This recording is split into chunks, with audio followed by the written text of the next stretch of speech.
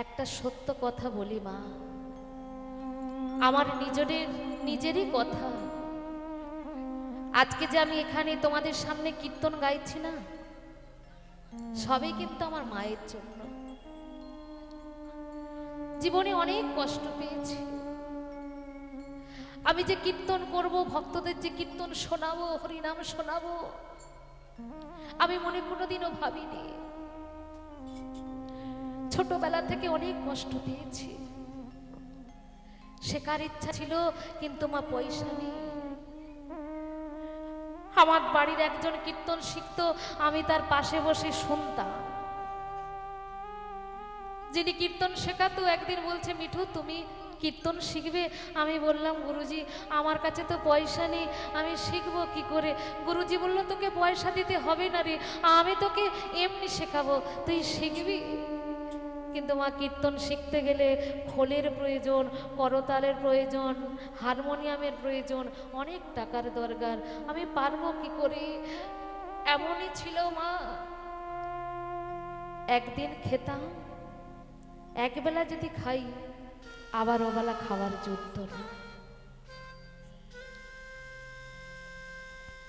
খোল করতাল করবো কি?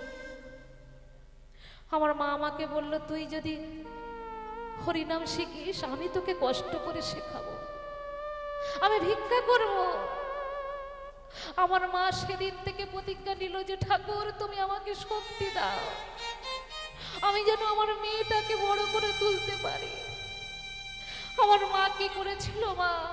লোকের দাঁড়ে দাঁড়ে আঁচল পেতে ভিক্ষা করেছিল যে, ঠাকুর তোমরা আমাকে কিছু কিছু করে দাও, আমার মেয়েকে আমি হরিনাম শেখাবো।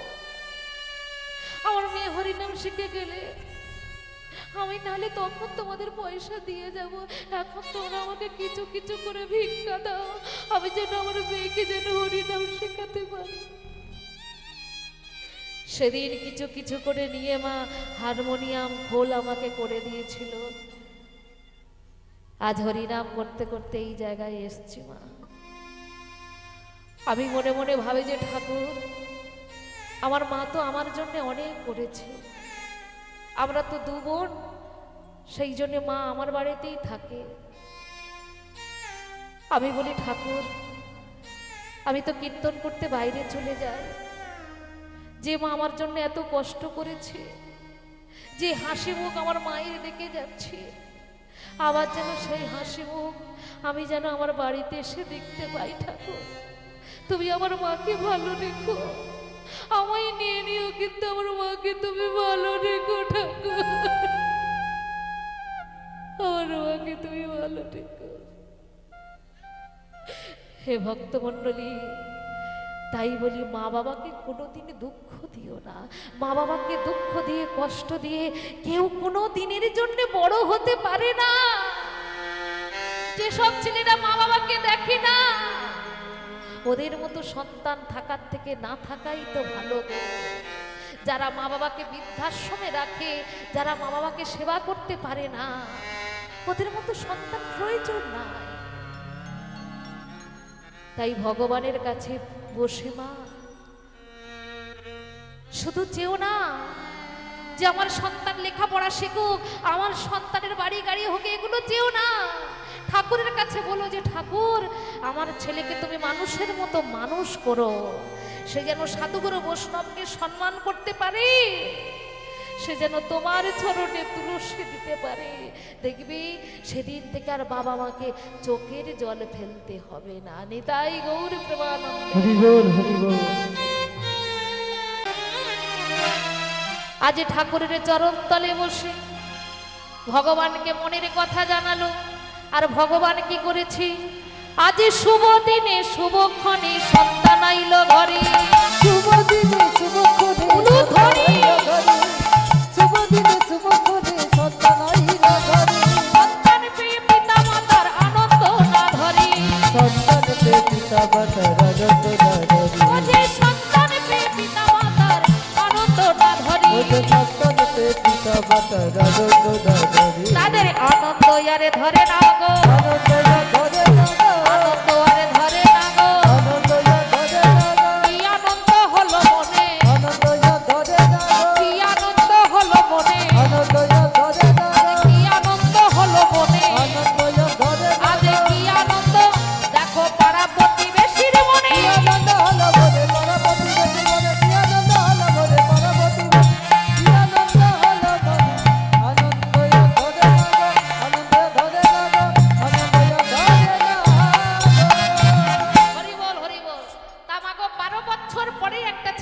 হয়েছে, তাই না? 12 বছর পরে ছেলে পেয়েছে, এবার মা বাবার আনন্দ ধরছে।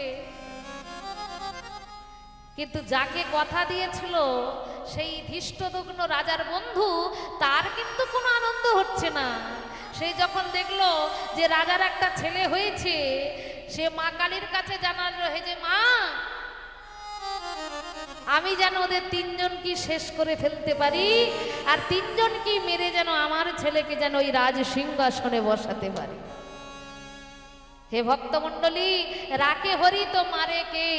ভগবান যদি রাখবে মনে করে, তাকে ভেলোর যাওয়ার প্রয়োজন হয় না।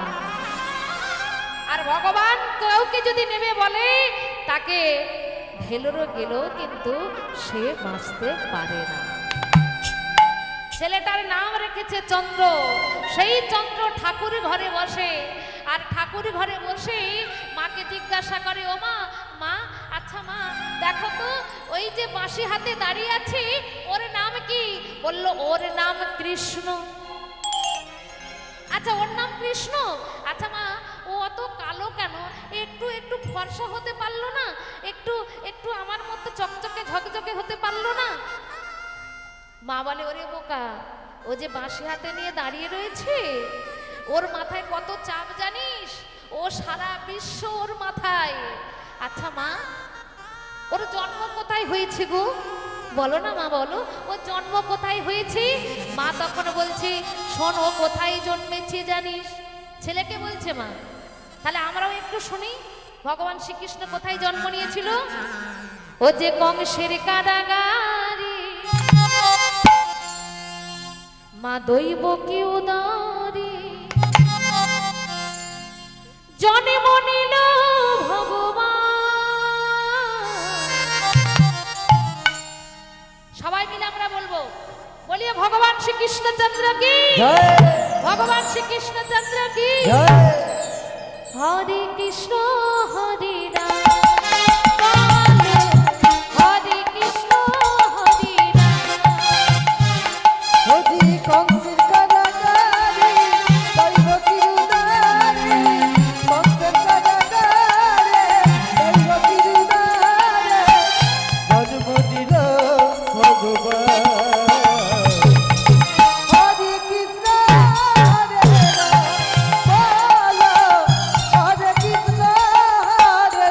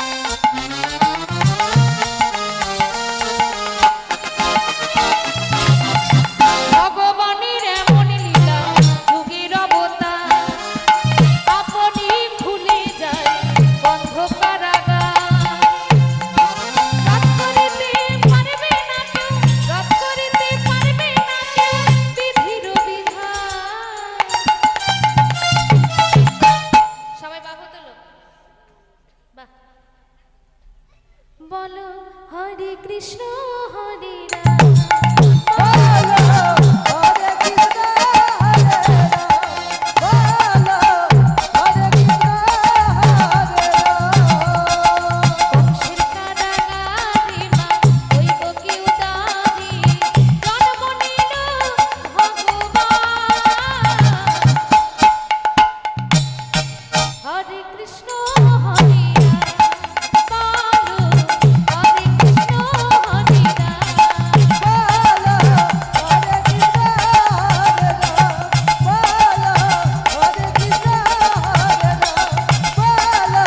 হরে কৃষ্ণ হরে রাম, বলো হরে কৃষ্ণ হরে রাম, বলো হরে কৃষ্ণ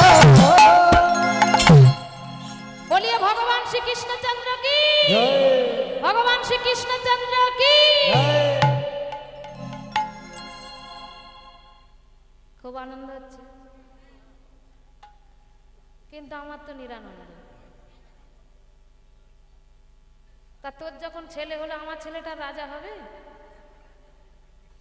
ওমা রাজার বন্ধু গো ধৃষ্টদ্যুম্ন, যাকে কথা দিয়েছিল যে তোর ছেলেটা রাজা হবে, সে কি করেছে, দাসীদের সঙ্গে হাত করে রাজা যে খাবার খেত সেই খাবারের সঙ্গে একটু একটু করে বিষ মেশালো।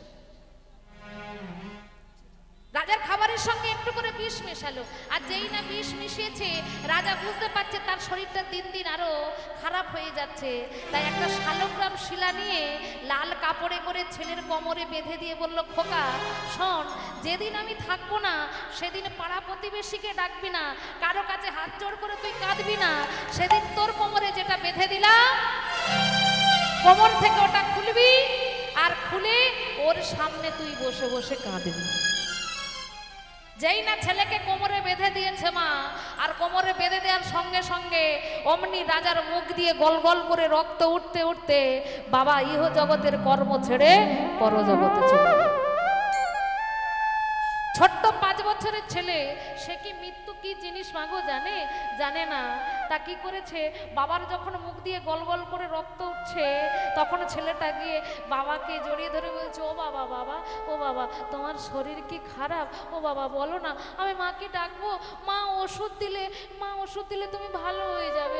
ও বাবা, বাবা দাঁড়াও, আমার মাকে ডাকি। ও মা, মা তাড়াতাড়ি এসো, বাবা কেমন করছে। দেখবে যারা প্রকৃত স্ত্রী হয়, স্বামীর কিন্তু দুর্ঘটনা ঘটলে আগেই কিন্তু জানতে পেরে যায়। মা রান্না করছে, রান্না করতে করতে মায়ের মনটা হচ্ছে আমার কিছু দুর্ঘটনা ঘটবে। কদিন ধরেই আমার ডান চোখের পাতাটা নাচছে। যেই না ছেলে মা বলে রেখেছে, মা রান্না ফেলে দিয়ে ছুটে এসেছে, এসে দেখছে সারা শরীরে রক্ত লেগে আছে, মুখ ভর্তি হয়ে গেছে। মা মনে মনে ভাবছে, না না না, 12 বছর পরে মা হলাম, আমার আমার আমার এই সময়ে কাল বৈশাখী ঝড় আসতে পারে না, এটা হতে পারে না। আমি আমি কি ভাবছি, না না না, আমার হাতের শাখা মাথার সিঁদুরে চলে যেতে, আমি না না, আমার স্বামী বেঁচে আছে, বেঁচে আছে। বাবা তুই চুপ কর বাবা, আমি আমি তো তোর কাছে আছি, এক্ষুনি এক্ষুনি তোর বাবা উঠবে। স্বামী, স্বামী কথা বলো, তুমি কথা বলছো না কেন? কেন চুপ করে আছো? দেখো ছোট্ট ছেলেটা কত কাঁদছে। ওঠো, তুমি তুমি চুপ করে থেকো না গো, তুমি কেন এমন করে রয়েছো? স্বামীর সর্বদেহ হাত বুলিয়ে দিচ্ছে মা, আর যেই না হাত বুলাচ্ছে মা বুঝতে পারলো যে স্বামীর সর্বদেহ শীতল হয়ে গেছে। মানুষ মারা গেলে এইভাবে তো দেহ শীতল হয়ে যায়। তাহলে আমি কি যেটা ভেবেছিলাম সেটাই কি হয়ে গেল আমার সঙ্গে? আমার স্বামী তাহলে আমাকে ছেড়ে, স্বামী